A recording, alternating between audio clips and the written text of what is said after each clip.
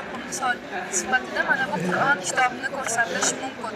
Ushbu Qur'on kitobi Amir Temur buyrug'iga asosan Umar Aqlo tomonidan ko'chirilgan 2 metrga yaqin 2 metr uzunligi, kattaligi shunchalik ko'chirilgan Qur'on Amir Temur davriga oid qilichlarni, turli ashyolarni ko'rishimiz mumkin, qurol aslahalarni ko'rishimiz mumkin, shuningdek vaqtnomalar, turli hujjatlarni, kitoblarni u davriga oid tanishishimiz mumkin bo'ladi. Demak, biz mana bu vitrinada lotin tilida yozilgan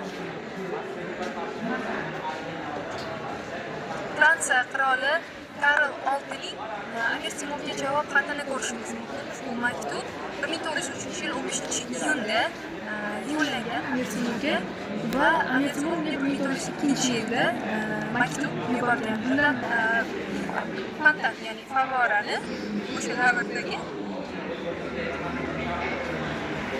Qozog'iston hududiga to'g'ri keladi hamda bu To'xtamishxonga jangi oldidan Amir Temurni shundan oldin yozilgan bitik shaklda ham ko'rishimiz mumkin.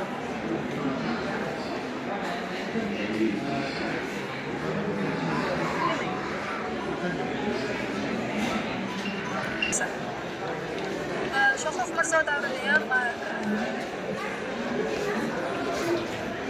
mamlakat poytaxti Hirotda ham bo'lgan, Samarqandda ham bo'lgan.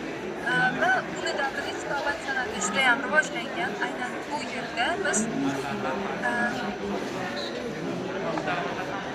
tillashib yugurtirilgan Qur'on faksimil nusxasini ko'rishimiz mumkin. Bu aynan Amir Temurning nevarasi Ibrohim Sulton tomonidan ko'chirilgan Qur'oni Karim hisoblanadi.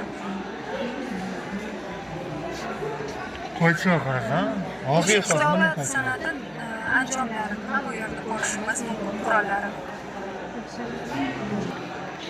Mirzo Ulug'bekning onasi Shohruh Mirzoning ayolini ko'rishimiz mumkin, ya'ni bu yerda bilish mumkin. qizi Gavhar Shodbegim sohibqironing kelini Shohruh Mirzoning sevimli ayoli Mirzo Ulug'bek tanib qolgan. Aslida mana shunday 3 qavat ko'rinishda bo'lgan. Aynan mana shu yerda turib Mirzo Ulug'bek Reja Jalili Qo'riyoniy asaridagi 18 ta yulduzning koordinatalarini o'lchagan hisoblanadi va biz yuqorida o'shalarga monand ravishda immersiv shouni ham ko'rishimiz mumkin. Xuroson sektoridamiz. Xuroson, xo'sh. Demak, Alisher Navoiy hamda Husayn Baqara. Bu yerda nevarlikni suratni ko'ryapmiz. Alisher Navoiy va Husayn Baqaraning tiriklik chog'ida ishlagan, ya'ni Mirzo tomonidan ishlangan portretlari hisoblanadi va ular o'sha haqiqatga eng yaqini hisoblanadi. Bu kattartirilgan nusxasi albatta. Mana bu kartinada esa biz Alisher Navoiy xamsa asarini tugatib, uni Husayn Baqaraga hadya qilish jarayoni bor. Jarayon tasvirlangan va bu yerda aynan ot ustidagi Alisher Navoiy pastda yetaklayotgan Husayn Baqara hisoblanadi. Ya'ni uni hurmat qilganini qanchalik ko'rishimiz mumkin.